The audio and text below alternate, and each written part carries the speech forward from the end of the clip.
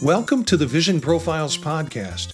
Join us, dedicated Apple Vision Pro users, as we dive into everything from hardware and software to apps and the latest updates in the world of Apple Vision Pro. We've got all three of us here tonight. That's pretty cool. I'm Marty Gensius, a faculty member at a Midwest University, podcaster, and an Apple product fan. And I'm Eric Bolden. I work in IT, but my interest is in finding interesting ways to share content. Currently, photography of plants, birds, panoramic sequences, and hopefully in another day and a half, maybe 2 days, I will find out if eBay is a good source of Apple Vision Pro devices. Ooh, risky. And I'm Daniel Burkholder, a software engineer and technologist currently engrossed in generative AI and AR/VR technologies. And you should definitely trust buying on eBay. No sarcasm implied.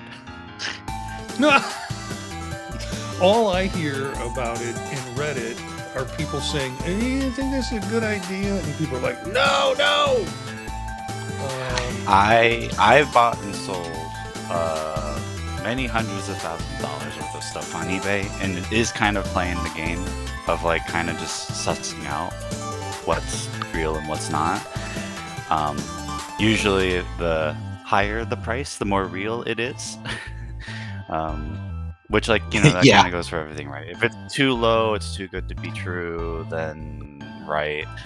But you could still fall into those where it's like you're just buying the box for $3,000. So Yeah, I tell you, Daniel. Yeah, I like how you risk Eric's money. I don't know, but Eric, you are getting a Vision Pro 2 on eBay. Is that correct? Is that what you're? He doesn't get the There's joke. only one. It better not be a 2. Yeah. Everyone's a comic. no, he's getting So- What was either he's that getting or the that? Vivo Vision. He's getting the Vivo Vision. Yeah, we'll talk about that later. Go ahead, Eric. Otherwise, I'm sorry. next week I'll be showing up and I'll have a cardboard cutout, and that's what I will test everything in, and we'll let you know. Well, good luck to you. Anything else new in Apple Vision Pro world for you guys? Oh, there's so much. Not in Pro World. I got iPad Air though the other day. That's pretty cool. Okay, the new one With the M3. Yeah, with the M3 and M3. Starlight. Ooh. Good color choice, actually. Nice. Very pleased. Yeah, I actually somewhat Vision Pro related. I have found some interesting things like are you guys familiar with the app GoodNotes? Yeah, sure. Yes. Yeah, I like that. Yes, I was AirPlay mirroring the iPad into the Vision Pro, and I realized that when I opened GoodNotes, it was actually like a second screen experience.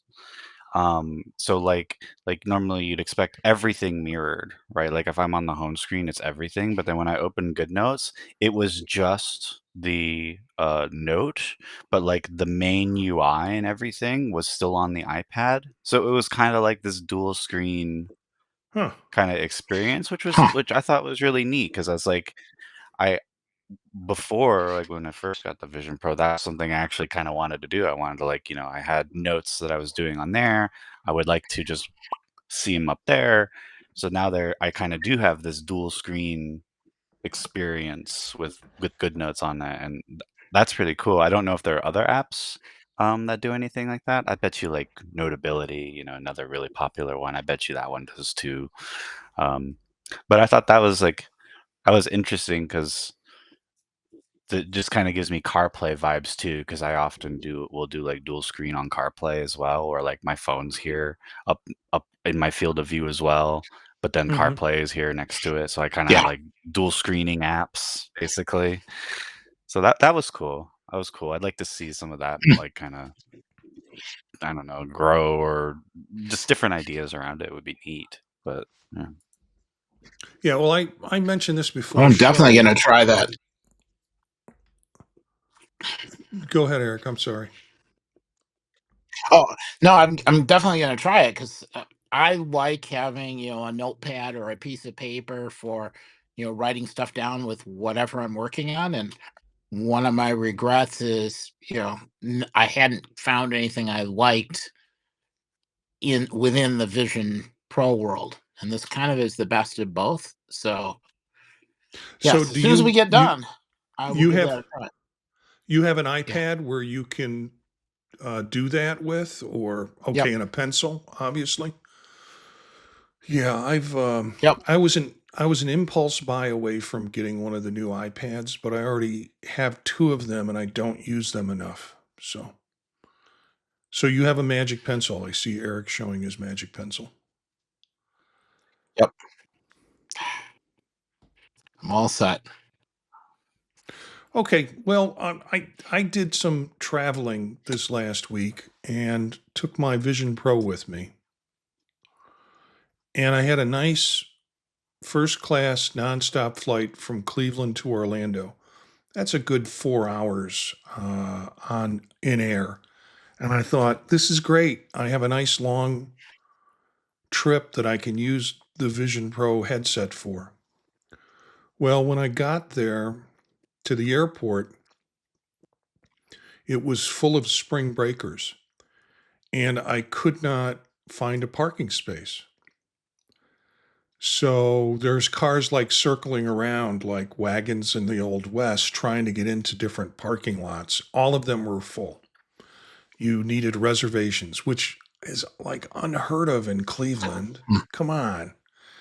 But all the lots were filled up, and the only people they were taking in were folks that had reservations. So I had to drive home, get my son to drive me back to the airport when I had a different flight. The different flight was two nonstop flights. So, then I'm looking at an hour and a half and an hour and a half, maybe 2 hours at max. And I just didn't feel like I could, by the time we got up to altitude, I could take the headset and put it on, enjoy it. And I was anxious because things were all screwed up. Plus, the flight they got me for the first flight got canceled, and they took us all off the plane because of a mechanical issue. And then we waited while another plane came in, and we got on that plane. And as shortly after we got on that, they said there's mechanical problems here, but we think we'll fix them. So I was the whole time not thinking about enjoying my Vision Pro. I was thinking, even on short flights, I was thinking about, am I going to make it to the next airport in time? And I didn't. So I wound up with flight delays at the second airport that I had to land in. And so the opportunity to use the Vision Pro was just kind of destroyed by the flight experience.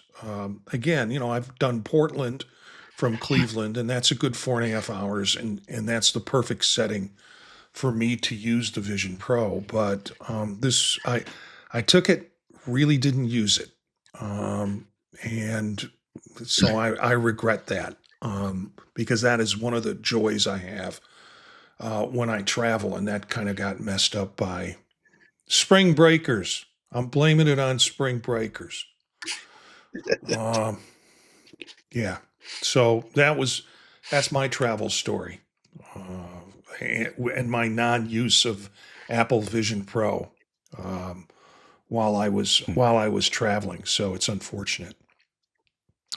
Just a reminder, you can follow the live stream at youtube.com/@visionprofiles, Monday nights at 9 p.m. Eastern, or catch the video later on YouTube or the audio on any of the podcatch services that you use. So let's get into news. No new beta this week, I guess is the best way to say it. How would you explain it, Eric or Daniel? I'm no longer running the 2.4 is beta, out and officially. I am very happy. Yep. Oh, okay. So I heard Eric say he's no longer running betas and he's very happy. And then I heard Daniel say 2.4 is out. Yeah, it's out. I've been on. And I was on everything the else release got an candidate update last week too. too. Am I going to have to call on you? I Yeah, feel like there's I'm Someday. laggy tonight, honestly.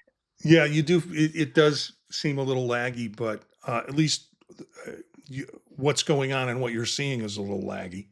But the audio seems to be pretty clear. So Daniel, Hmm. go ahead and say what you're going to say. Oh yeah, I mean, I installed the release candidate. That was last week, right? Yeah, I installed that, and Hmm. that's been fine. But then yeah, I saw it's out officially now today, which means there was nothing for me to update to because I guess the release candidate became the real candidate. Um, but yeah, no real, nothing really I've noticed changed other than the stuff that we've already been talking about the last couple weeks around it. I did try using the Apple Intelligence to make a memory, but it really had a hard time.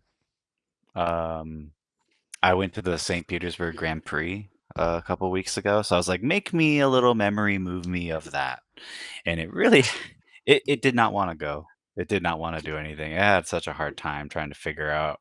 It asked me for date ranges, and I'm like, okay, here's some of the photos, and it's like I still don't know what to do with this, and I'm like, okay, this is Apple Intelligence, everybody, let's go. But so Well, it wouldn't be otherwise, a nothing really interesting to report on 2.4. yeah, it wouldn't be a show unless you had something to complain about with Apple Intelligence. Uh, not your That's not true. your That's favorite fair. tool. Yeah. Okay, Eric, what do you got? Well, I mean, not only did visionOS get updated, but everything else got updated as well. So you could update your phones and iPads and computers and TV. The only thing that didn't get an update was the watch, which had an update for just a few teeny bits of time, and then it no longer had an update. So I would wait just a little while before trying the watch until they get that worked out. But everything else seemed to work pretty well. Yeah, you mentioned before the show because I was saying, I tried putting the headset on all day long to see if there was going to be some update. I'm running the developer beta, and you said, well, what you need to do is shut off the developer beta, let it do the update, and then turn the developer beta back on, and it'll then run the developer beta properly. So, for those of you who are sitting on the developer beta and waiting for the update, maybe shut it off. Go ahead and do the final release of 2.4 and get that stable. Then go ahead and add the developer beta back if you want to get into that trip. But that's not a thing for Eric. You said you were happy without running any betas. Yep. Well, we Yes. have. No betas are good. Oh, I dig betas. We have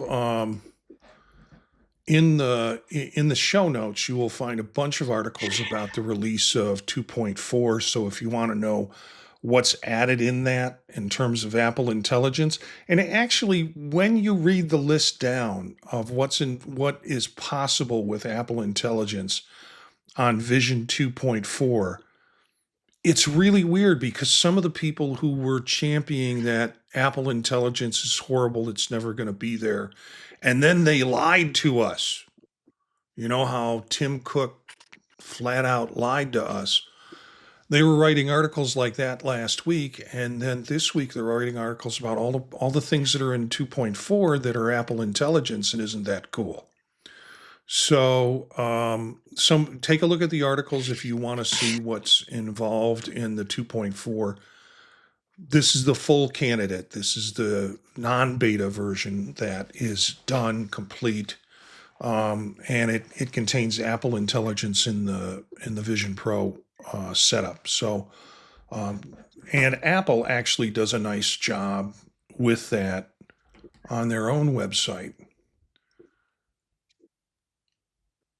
Talking about writing tools, image playground, um, smart reply, natural language search, curated spatial content, and then the Apple Vision Pro app. New enhancements with guest users,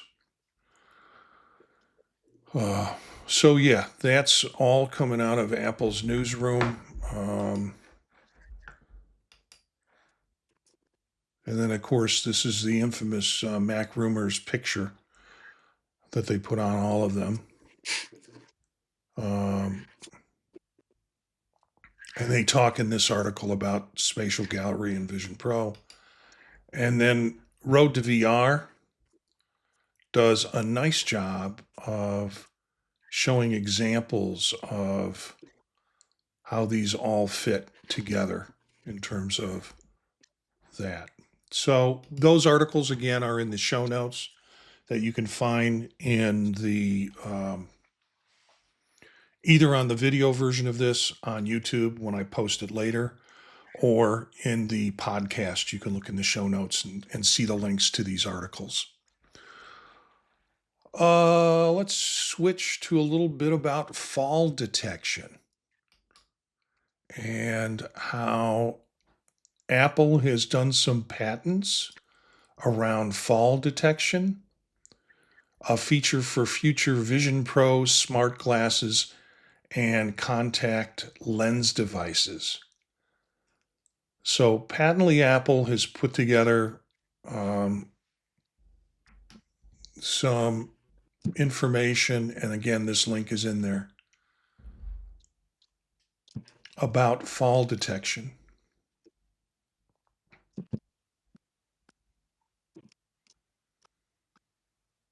So if eyes are closed after an aforementioned movement occurs, then it's suspecting that you have fallen, and for that reason, it might trigger a fall detection.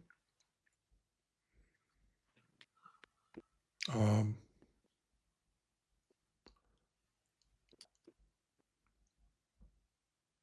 so that's patently Apple. 9 to 5 Mac picks up on that and talks about it more in a narrative.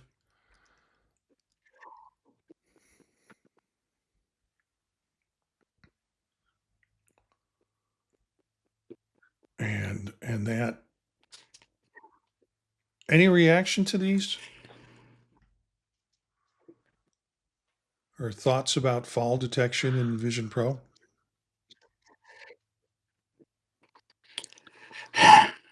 I think that when we start getting more immersive content and more escape rooms, then I'm going to be really happy for fall detection.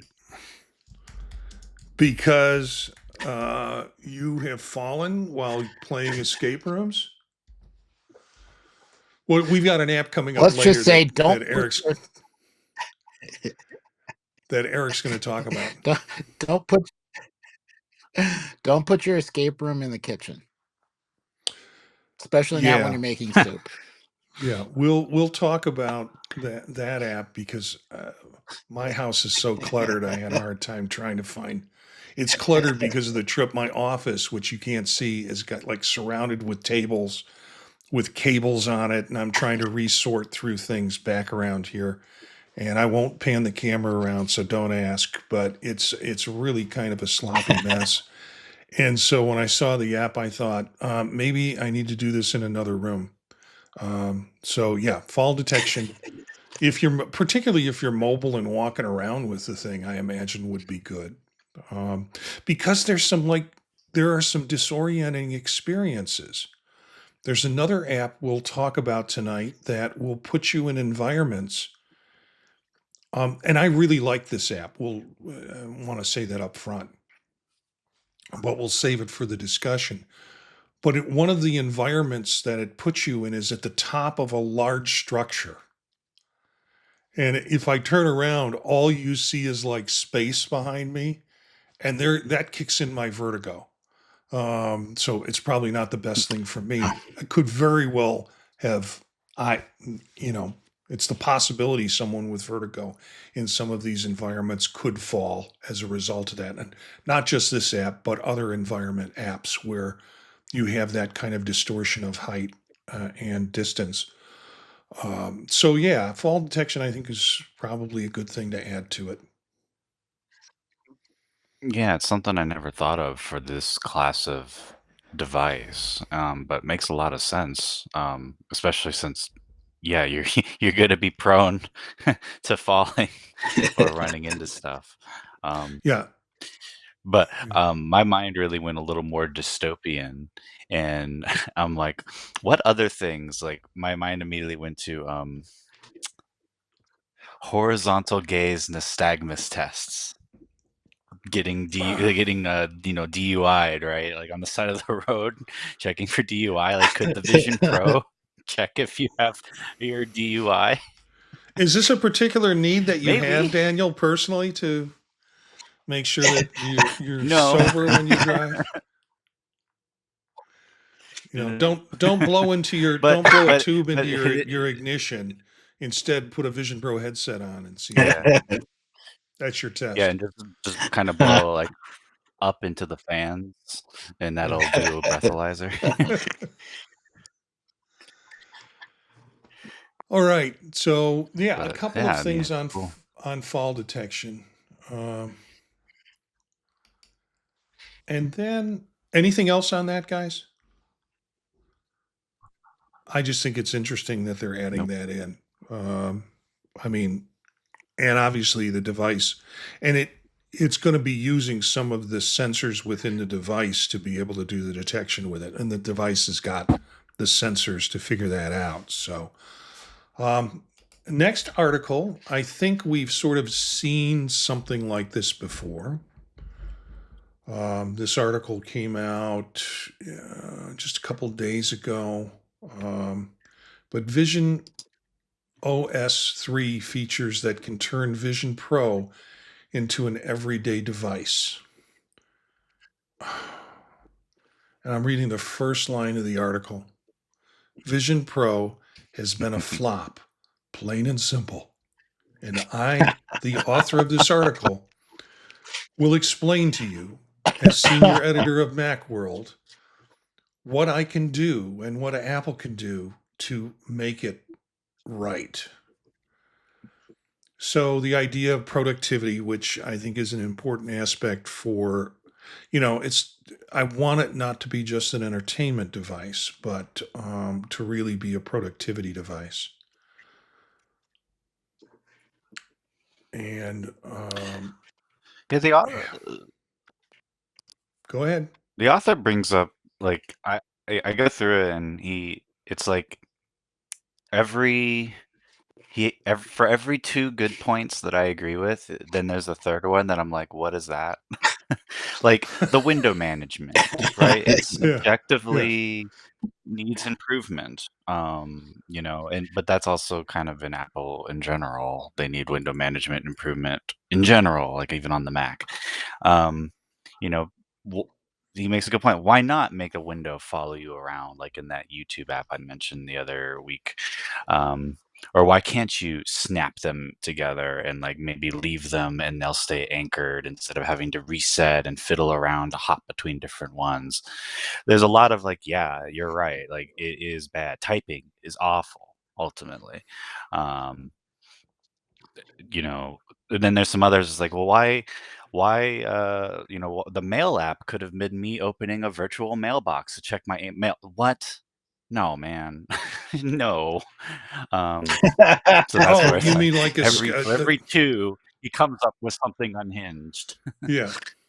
So like a real mailbox. I mean, or a virtual mailbox, Yeah, like that's hanging outside my yeah. house. Yeah.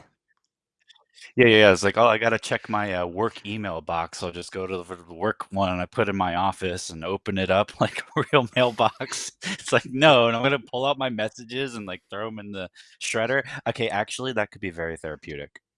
Yeah. Yeah. But every time you open up your mailbox, it's gonna come and say, "You've got mail." I don't want that. Oh yeah. Oh no.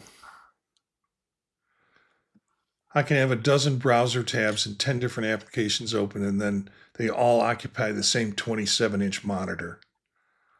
Um, and when I want to not be working, it's as simple as not looking at my monitor. Vision Pro needs a solution for this. Apple needs to let multiple applications run applications live in a single Windows stack. that you can flip Mm. through. Actually, as a heavy tiling window manager user on the Yeah. Mac, I mean, yeah, I could see that, but I don't know how you'd work through that with hand gestures. But if I did have a keyboard like paired, then I could see doing that and being able to flip through things much easier. Frankly, what's it called? Stage Manager. Yeah. Stage Manager for the Mac, and I think is insane. I who uses that? I don't know. It makes a little more sense on the iPad, but imagining Stage Manager on Vision Pro actually Mm-hmm. could be a thing and be usable there. Maybe we'll see that at WWDC. Who knows? Yeah. Well, I'm thinking when he talks about stacks of windows, I'm thinking of what I don't know, time capsule or what is the time backup? Oh, yeah, maybe Time Machine. Yeah, yeah. And it has Time like machine the window thing cascading to and from you. cascading through. And so kind of that format or structure might be interesting to see in Vision Pro, where you could kind of just flip through the pages until you get to the one you want. Hit Yeah, it, you need a real have it open up. clever gesture or something to do with Hmm. keybinds. Like maybe it's like a wrist flick or something to like swap through them, right? Because like otherwise, it get real fiddly trying to like move these giant windows like giant Rolodex pages to flip through them.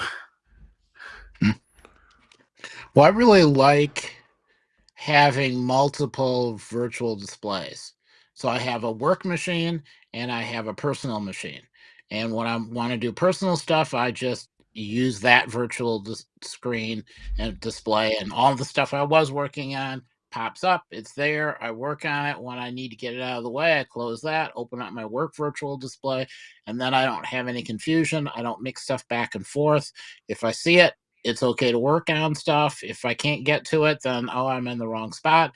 Plus, then I still can have tutorials running in the background, floating around, in a window above the screen. It pretty much gives me everything. The only thing I was missing was note paper, but you gave me the solution to that earlier. So yeah, I like that a lot. The only thing I would dearly love to have is I would like to be able to use the keyboard and trackpad from my iPad as the keyboard and trackpad for all of the devices. That would be perfect. It's light, it's portable, I can carry it around, and it doesn't work yet. Yeah, there's no reason it couldn't either. I mean, that's just Dan, handoff. I was just wondering, Daniel, if you needed fall detection because you were back in Yeah. your chair. Woo! Just visualize it. Okay. Yeah.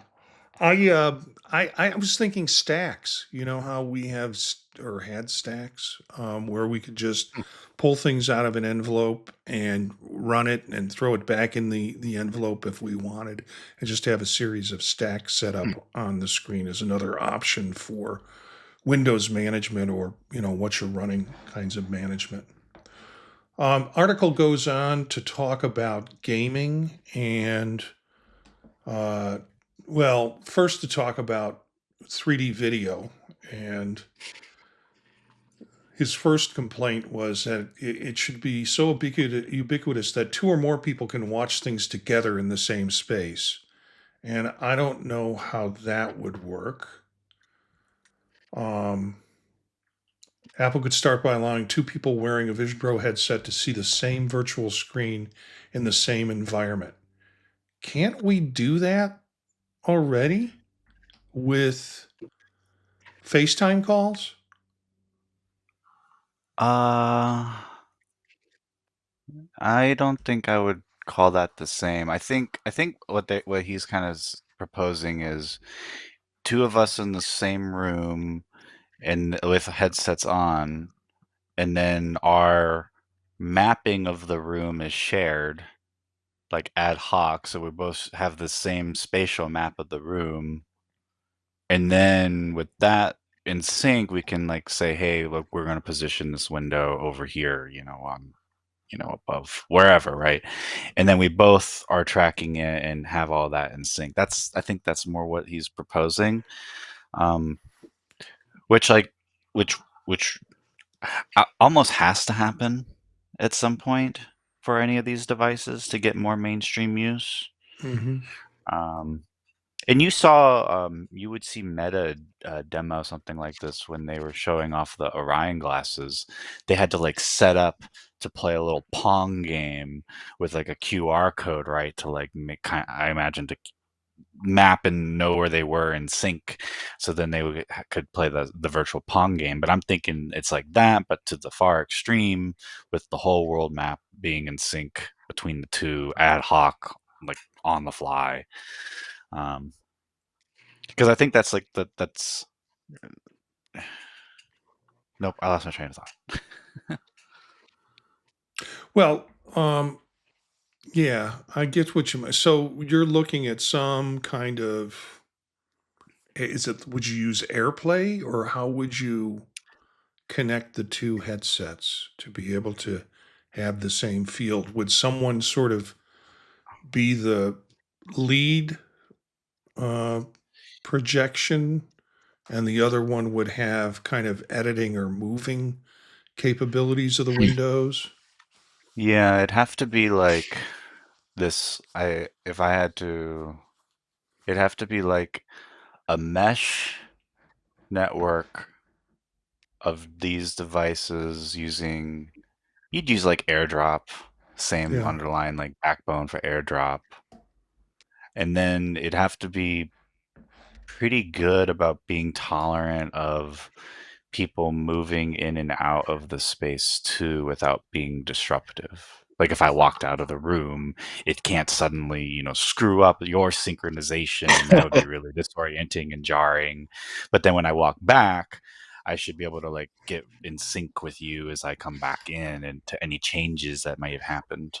Um, yeah, I mean, I think it's just would be more of a how do we authorize and create this like mesh network on the fly, which you're already kind of doing that with virtual display.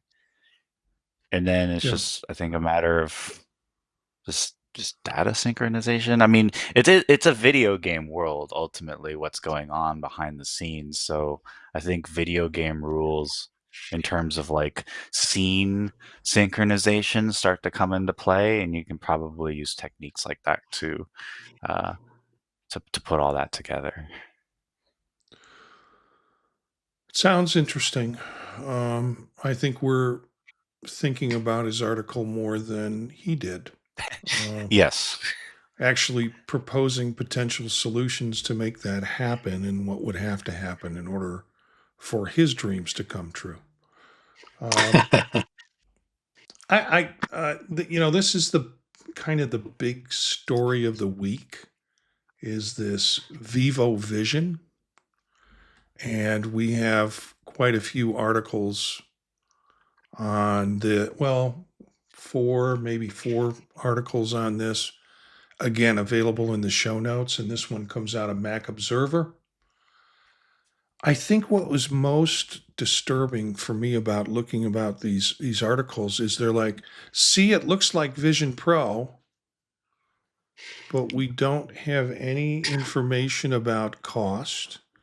We don't have any information about cameras. We don't have any information about displays, but supposedly it's coming out mid 2025. And we don't know if it'll be available in other markets other than China. So, from a picture and whatever the company chose to release about it, they're now trying to make a comparison between a product that we know about and a cost that we know about versus a product that we have very little information on. Thoughts, guys? If all it is a I virtual display, I could see it. Yeah, I mean, who knows? It's probably gonna be running one of the Android variants, like the Samsung one will, I imagine.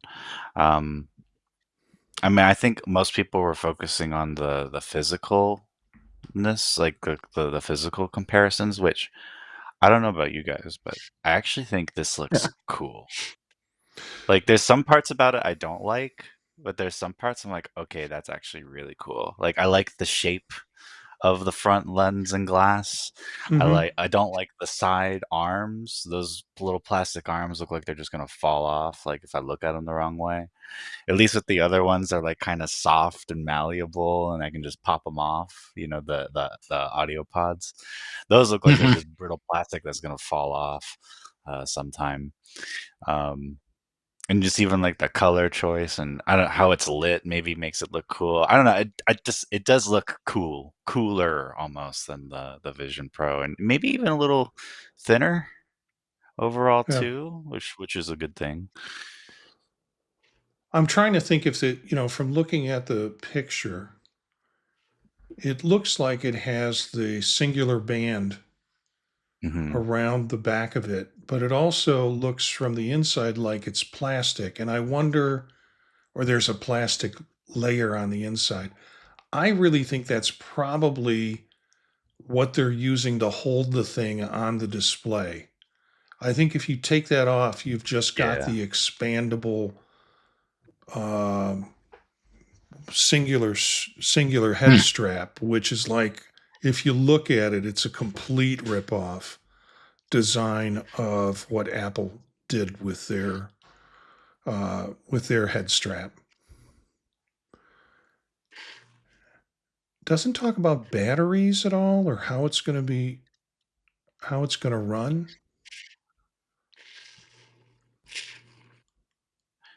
I think we'll be Uh, okay though. It's not. I don't think we should look at it as a serious competitor. I don't think anybody has thought, "Oh wow, I can't wait to go buy this Vivo product." So maybe this is a turn for them. Who knows? But I've never I seen well, anyone be like, "Yeah, I love it." at the same time, I think it's great that they're pushing it and maintaining the AR VR. We don't even know if it's AR. Um, uh, headset, and so it strongly inspired by Apple Vision, but it might not do all of the stuff that Apple Vision is known for doing. It's still interesting to see. Here's an alternative path on this network. If all you want to do is have a good media serving device, this might be the product for you. Of course, we've seen these before, and I've gone, ooh, let me look at this. Maybe I want to put some money down on this and realize I'm buying it from China. Nothing wrong with that. I don't have any problems with that. But what do I do if it needs fixing? Or how do I get software to run on it? And what's going to be my availability to do that in the States?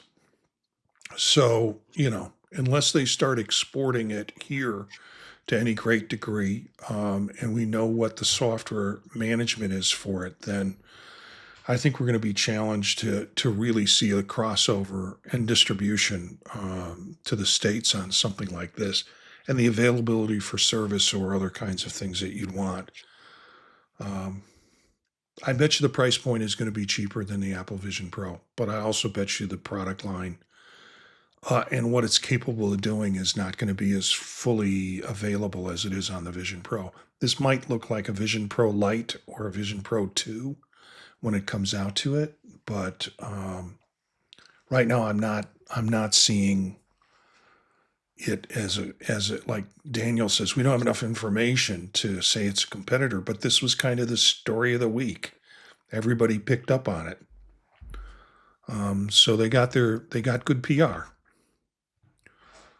Um, and again, another article in 9 to 5 Mac. I won't beleaguer this too long, but another article on from 9 to 5 Mac.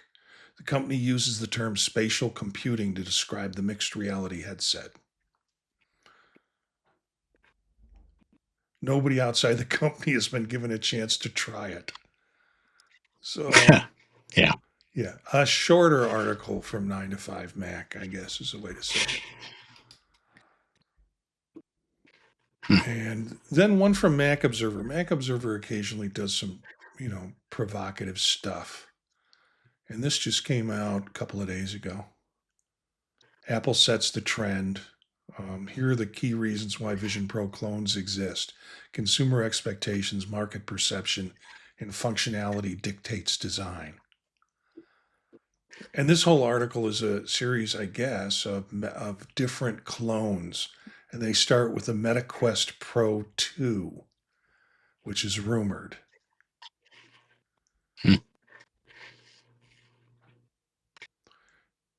And the Xiaomi wireless AR glasses. Some of these we've talked about on shows before. HTC Vive XR Elite,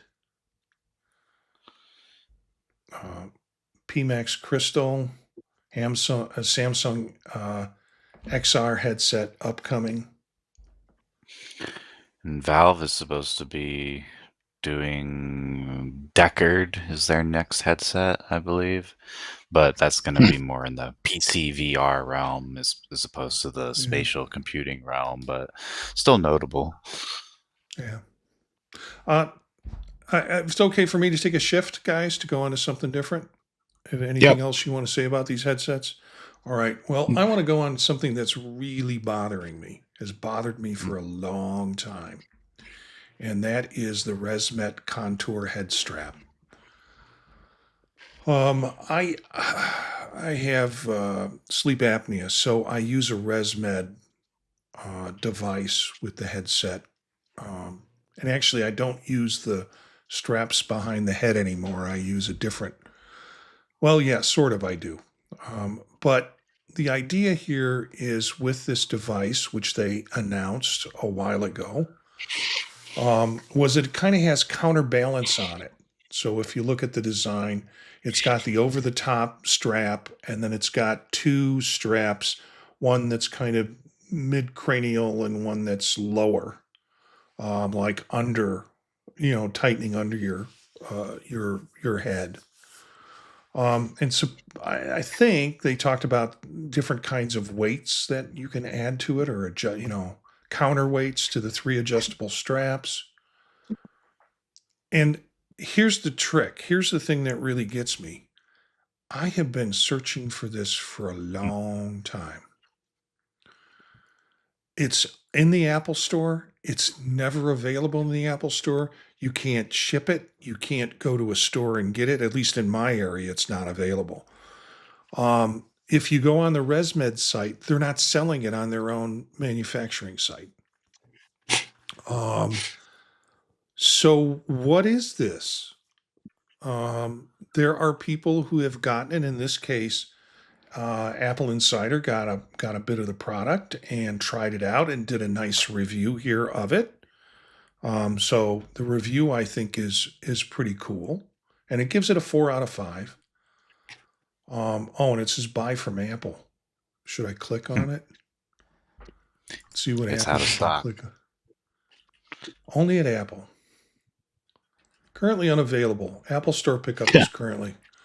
So yeah, there's my answer to that. The answer that I've been getting for months. Did you read the comments? Oh yeah. Yeah, I was gonna say that. The comments. Go ahead, Eric, talk about it. This has been unavailable for months from Apple. No stores have them in stock. They're not available from the link you provided or any other link. If you really don't like your Contour headset, I'll be happy to purchase it from you.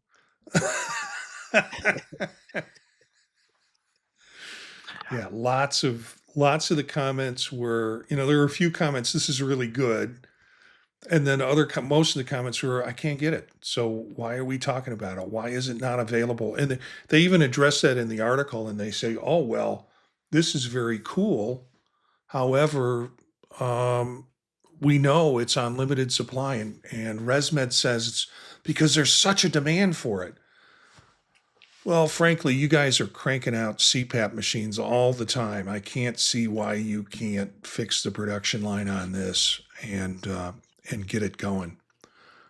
particularly if there's such a demand for it. You're going to sell the damn things. So that's that's my thought on it. I would be anxious to try one.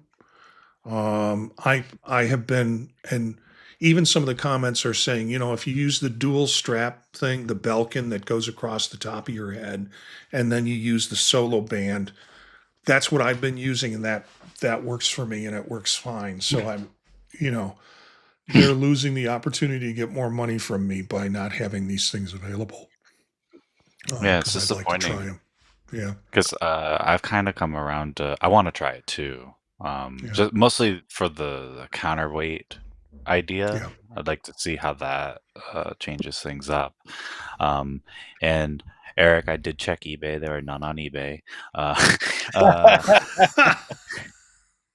but I did actually, I didn't think of this before, but I did just message a buddy of mine who works at the Genius Bar. Maybe you can hook us up. Maybe I don't know. We'll see. Yeah, yeah, that's a sure way to get fired. Um, Hey, hey, yeah, hey! He brought people to give the company more money. I don't know. yeah, ResMed more money. Oh, that's it. Anyway, so that was a little bit of when that article came out. It's like, wait, I got to read the review, and then I've got to read the comment section, and the comment section was just parallel to my experience with it. Um, Another article, we've got like two more short articles here, and I think I just lost it. Let me get it open again and pull it over here. So yeah, another article is second to the last one we'll talk about is Apple TV returning Friday Night Baseball and a new documentary series. Now, why would we be talking about Apple TV and particularly baseball? Well, because I like baseball. And when this is over, I'm going to watch the Cubs while I do the editing on this show. But particularly from what I've heard, and I haven't seen it yet, but from what I've heard, is they're making some really new advancements with MLB and the MLB app on Vision Pro. So you can get things like ball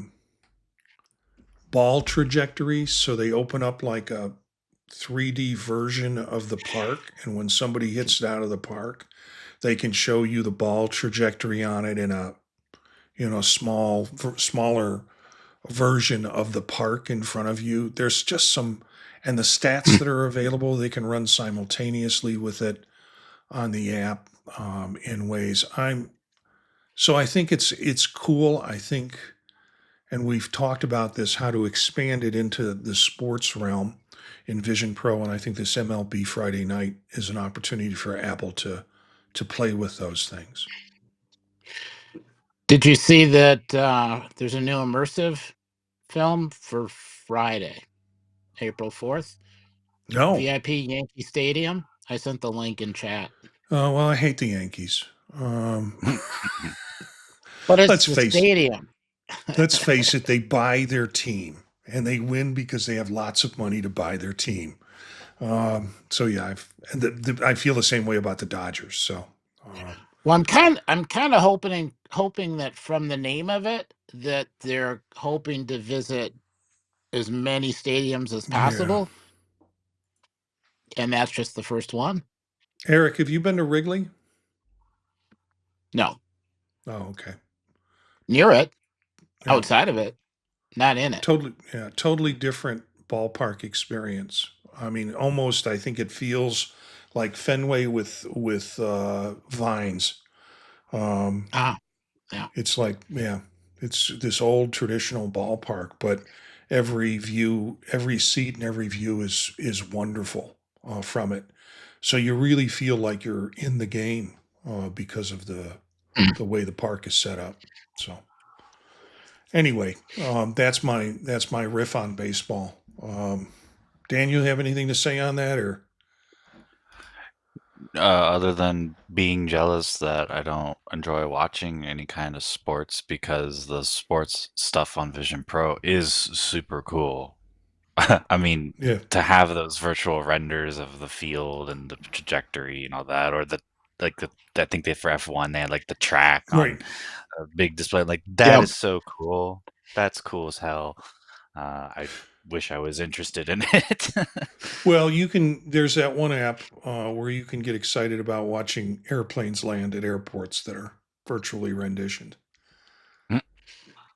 Um, yeah, it's cool when Yeah. they combine the projection of what's going on in the game with the AR that's happening in front of you. I don't know what to think of this last article. Is the visionOS inspired design on iOS 19 supposed to boost Apple Vision Pro sales?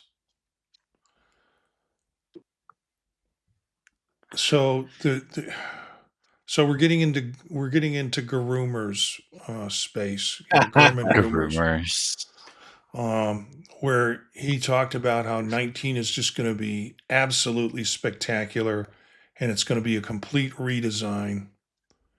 And they're saying that if we design it, I mean, the article's saying if we design it like the interface on Vision Pro, then people will want to buy more Vision Pros. Mm. No. No. There's something to be said about having a unified design language across all your products. 100%. But no, that's not the reason. I don't know if anyone. No. um, and frankly, if it is a more like kind of like some of the renders and concepts are like circular icons instead, Mm-hmm. I don't know. That feels odd. Some of the other render and design leaks I've seen, they seem cool and fine. But I don't know. We'll see. We only have what, March, April. Okay, we have a few more months till Dub Dub, so Yeah. we'll see then. But I just hope it's not too out there. Honestly, I mean, I think seeing a more Vision OS, you're gonna see a lot of Vision OS elements in it for sure. A lot more Mm-hmm. transparency. Windows Vista Aero Glass is coming back, baby. Let's go. I'm all for it. um, all the Gen Zs out there will be like Fortego Blue or what is it called? Like Fortego Arrow or whatever. It's coming back. No, it's like I just wish Fortego Mac. Arrow or something like that. I Yeah. just wish somebody would produce a good database for Mac. Something that is like Bento. I mean, I want something as like Bento used to be when it was Bento. Just a simple relational database that I could run on my Mac. And maybe you guys know something and I haven't figured it out yet. There's always ProView's Panorama. I Yeah, like I mean, Table Plus. That's my favorite database Mac app right now. yeah. Well, the thing is, I need one like every once in a while. And the once in a while to me doesn't constitute a subscription. Yeah. And, I just would like to buy the thing. And so I don't want to go to cloud based database services because I need it for a project or for a conference or something where I need a relational database for a short period of time. So Bento Are you used a to do Set that for me. user? Yeah, I am. Yeah. Oh, Table Plus is on Set app. Okay, I'll take a look at it. That's good enough. I'm already paying for SetApp. Yeah, exactly. Um, yeah, and after this conference I went to in Florida, somebody wants to use a project management system, and we tried to use. She suggested Windows Loop, and oh, okay, Daniel, that you can't see people who are listening to the podcast can't see Daniel's grimace. I just never heard of it, and I've heard of like all of them. Yeah, well, I didn't hear of it either, but apparently her university has um, given a is they have a license for it, and the license is she's like using it, but she couldn't figure out a way to get me there. So I have a 365 license, and because her university, she thought was, well, maybe it's only people at this university that can connect on Loop to be able to do project management, that we can't do it out of the university structure with somebody else. And I said, okay, that's fine. I have a 365 and managed to download it and add it and still couldn't get her to recognize. The point came where it's like, add people to your team. And I attempted to add people to my team with no luck whatsoever in doing so. So I said, there are web based versions that we can do this with that I'm willing to pay the $5 per member per month just to make something workable. So, And this looks like Notion, honestly. yeah. And then somebody suggested Notion, and yeah, I could do that. I still have to figure out how to do that for project management, but It's a um, lot. yeah, I don't need. I want something that's ready to go, and then I can just punch stuff in and it works instead of figuring out how to set it up in a system.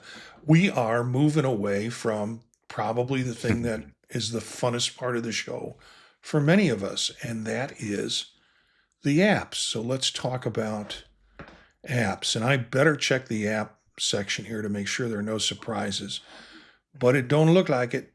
It looks like we have three apps to talk about tonight, and I don't want to put you on the spot, but have any of you played with any of these? Have you played with? Let's start with this Negative. Starship Drift. I haven't yet figured out the controls. Although I did discover if you just lean back and forth a little bit, you don't crash for quite a while, and Yeah. then you die. Well, there are two options with the controls in this. I brought this up because person on Reddit who created it, Mark Kinoshita, and I'll go back to the page in a minute. Who brought it up? I saw it on Reddit. He said, "Hey, like this is my first one. Will you guys check it out?" Mhm. And it's a 199 to purchase it. I went ahead and it's $2. What the heck? And played with it and found the same experience, Eric. I think it's interesting. It's like this: you're steering this ship supposedly through your head movement or your eye movement, um, Mm.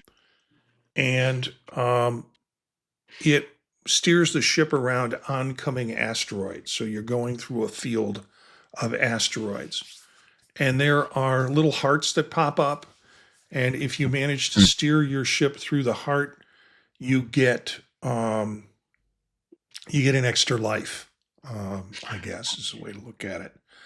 But it wasn't until I closed down that and looked at the settings that I realized you also have the option to use hand control with it. Oh. And the hand control was kind of a little bit like the opposite. Whereas with the head control, you really had to stretch or do stuff, and there were some hearts that were just out of with the movement of it, were just completely out of possibilities of me ever getting there. With the hand controls controlling this rocket, there's much more easier, a greater chance of being able to move the ship into the path of the heart. The problem was it was almost too sensitive, like it would shoot completely across the screen and sometimes out of my field of vision with it. I Mm. think it's fun. I have, it's a $2 price, and I hope it gets better in terms of the controlling of it. But I've spent $2 on worse things, and I really hope that he continues to address some of the problems. This being his first app, for me, it was pretty impressive. Yeah. Yeah. It's that first person shooter sort of feel, but you're driving the rocket ship as you do it. I kind of wish that the asteroids, as they got close to blowing up the ship, you would get like a tone warning so that you could really, get your blood pressure spiking. Well, I'll But tell you maybe there. that was just I'm me. sure I clipped a couple of asteroids and didn't lose a life because of it. I'd have to hit that asteroid, and there was a point where I couldn't kill myself. Huh. I kept adding hearts. It's like, and so I was deliberately trying to fly it directly into asteroids just to end the game. Not that there was anything wrong with the game. I just wanted to field test it. So Yeah. Mark Kinoshita, good for a start. Suggests that Yep. listeners try it out for $2, and it might. I hope he continues to develop it as he learns how to develop more for that. This one again came through. I was going through Reddit and thought I wanted to try this, and was incredibly impressed with this app called Mexico Vision. Yeah. And he calls it a cultural immersion app. Miguel Garcia Gonzalez is the developer. Again, I think sort of a sole developer under a company name. And it was really pretty cool.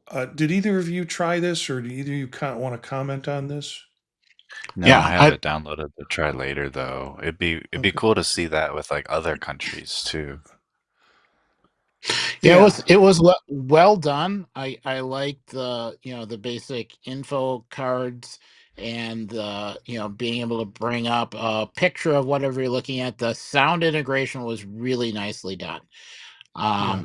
And the 3D models, it wasn't intrusive. It wasn't really there until you asked for it. It did seem to add things. Really, my only complaint with the whole thing was I really wish that the chocolate pods that they had were 3D models of real ones instead of plastic ones. Oh, so the model looked too plastic and not real enough. It was like a model of a museum example piece Yeah. or like a classroom piece. So I understood it, but it seemed like, well, this was so nice that kind of was a little bit disappointing. And the dog was a model of a dog, but that kind of worked. Yeah. Um, Yeah. the the plant though, I kind of wanted to see a real one. Yeah. The agave.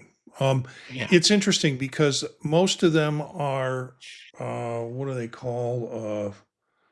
Most of them are 3D renderings of different things. There's some that are just video, which is pretty cool, and there's one that's environment. And the Mm. environment was the one I jumped into, and it put me on top of a Mayan temple. Mm. But it put me on the edge of the steps of a Mayan temple. Oh, So if I looked to the right, all I saw were steps that I could fall down. oh, that's not Um, good. and if I looked to the right, I saw where I wanted to sit. So I don't know, Eric, if you looked at the band playing when you went in and they showed the video, the like 2 minute Uh-huh. video.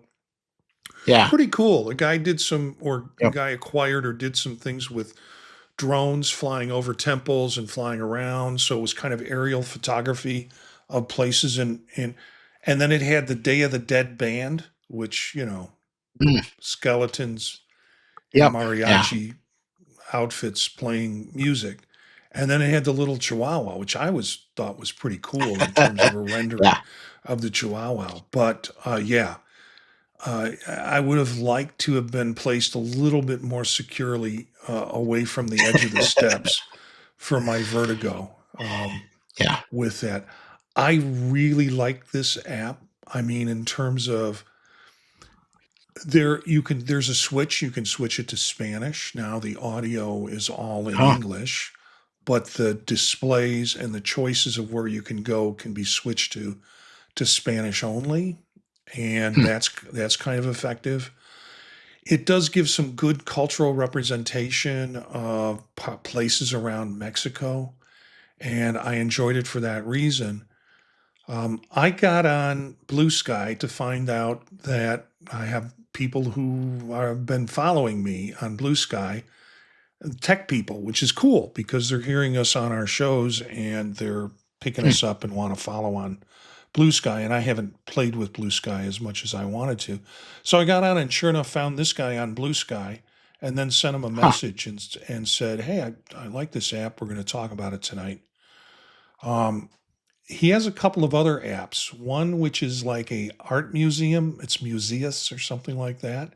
So Huh.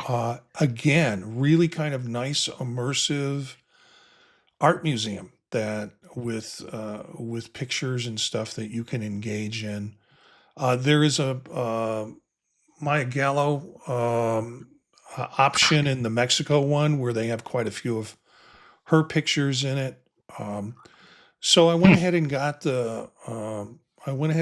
the Museus, and I also he does one called it's basically space, and I went ahead and downloaded the space apps, the space app, which is planets and all sorts of things related to space. These are free. They're all free, but you can donate a cup of coffee. They have 3 levels of donations, and I just went ahead and donated a cup of coffee for each of the apps because hell, people who produce this stuff need to get paid for their work, and Yep. it was a really good experience with that.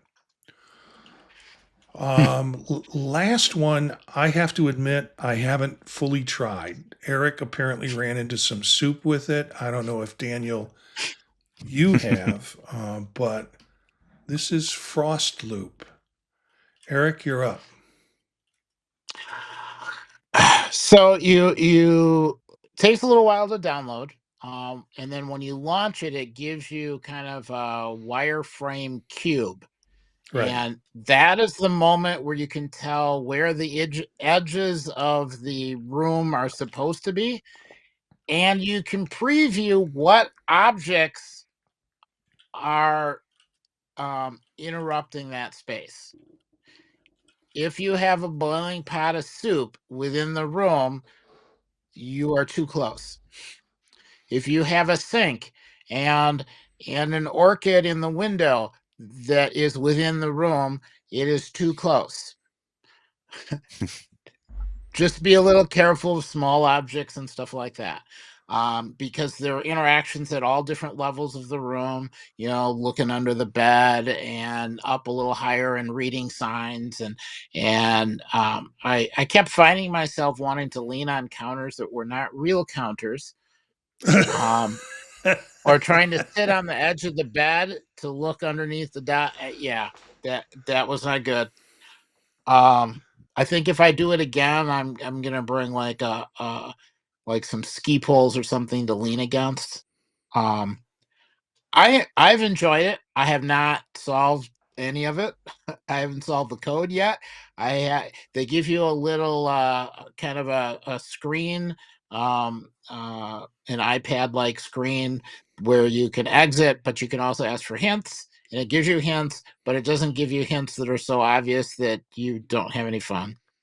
Uh, and it does let you get out and you can save your progress. Um, so yeah, it's well worth the $2. So You just need space. Yeah.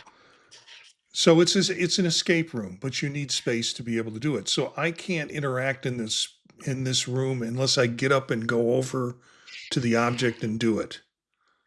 Yeah. Or, stand outside in a yard, or, Yeah. go to a park, go to a coffee shop and tell everybody to leave their tables so you can move them out of the way. And Yeah. So I can't look at a cabinet, use my fingers and pull that while I'm from a seated position to well, open up the some things, cabinet. like there's a spot where there's a flashlight on the bed. You can pick it up and you could bring it closer to you so that you can, use the flashlight. But other stuff where you're supposed to punch in a combination, like the safe is too heavy, you can't pick it up and move it. At least I haven't figured out how to pick it up and move it. So, Yeah. um, I I'm notoriously bad at escape rooms. Like if I went to an escape room, I would take a sandwich and something to drink, and you know, Sleeping and bag. only rent the room for a short amount of time because Yeah, I like that the app that is not available on Vision Pro. Maybe it is. I can't tell, but it's called The Room, and there's a series of them, and it's basically puzzles that take you Hmm. through that. And I've enjoyed those. I've done escape rooms. I wouldn't say I'm excellent or good at them, but I find them interesting experiences. So, Well, the last one I tried was like a telephone booth, and that yeah, one felt confining. It yeah. was tiny enough you could almost play it from an office chair, but I Hmm. always felt like the room was shrinking. This one, there's plenty of space. You can turn around, you can see all the different edges. There's something to look at. There's a window where you can open up the shades and look outside. It's kind of snowing, so you don't want to go outside, but Yeah. it was good. I think if I play it in the kitchen again, I'd put like cones on the entrance to the kitchen so people don't come in because you can't immediately tell they're there. And Yeah. well, Is that the show? Anything else to chat about?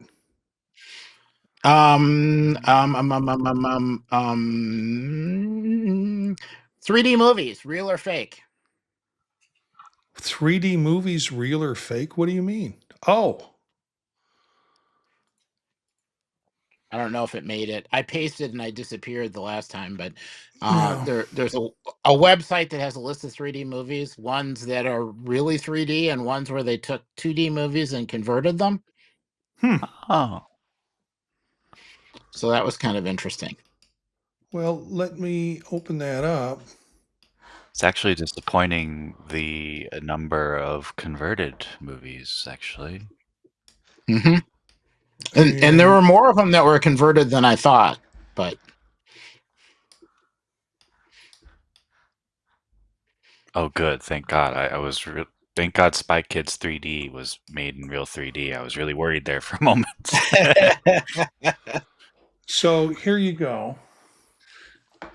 And maybe I'll zoom in a bit to make this a little better for people who are actually looking at the video. Real 3D or fake 3D. And this is realorfake3d.com. Inside Out 2 was real 3D. but Deadpool and Wolverine wasn't. It was fake 3D. You know what? I enjoyed Deadpool and Wolverine a lot more than I would ever enjoy Inside Out 2. Hmm.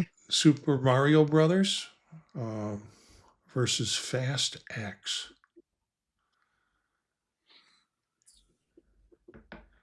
Wow, I would And have I to would, see. yeah. I'd have to see these movies to actually make a judgment on them. Well, Luca was good. I mean so I'm happy it was real because it was really good. It doesn't surprise me Thor Love and Thunder was fake. Mm. Yeah, I missed the Boss Baby, Family Business. So anyway, I thought that was kind of interesting. And there was some comment on the site about here are the list of things that I'm not gonna list that had to do with some animated things because it was too hard to tell if it was real or not. Because you could have a couple sequences that were real and others that weren't. But it still is kind of neat. I gotta So now I tell want you, to go back and rewatch I some. gotta tell you, looking at that list, I enjoyed more of the fake 3D movies than I did the real 3D. If I even saw the real 3D movies, lots of kids stuff, but some of them I have seen, and it's like I still like the look of the fake 3D better than but the real 3D. So Well, if the stories are good, yeah, I guess that's sometimes it. the 3D is where all the money went and the story was an afterthought. So, Okay, I think that's it. We'll have all those links in the show notes. Thank you for tuning in. We'd love to hear from our listeners. Thanks to the chat room. We had people in and out of the chat room throughout the evening. It was really great to have those folks in. We'd love to hear from our listeners. If you have ideas or want to join an episode, hey, I can make as many boxes as I want to on this little screen. If you want to join us, you can join us by contacting us at visionprofilespodcast@gmail.com. Our bumper music is Free Jazzy by Steve Combs, courtesy of the Free Music Archive. Daniel, it's always a pleasure to have you here. Come as often as you like. Learn more about us and the Vision Profiles podcast in our website, thepodtalk.net. Hey guys, where can folks find you besides here on Monday nights?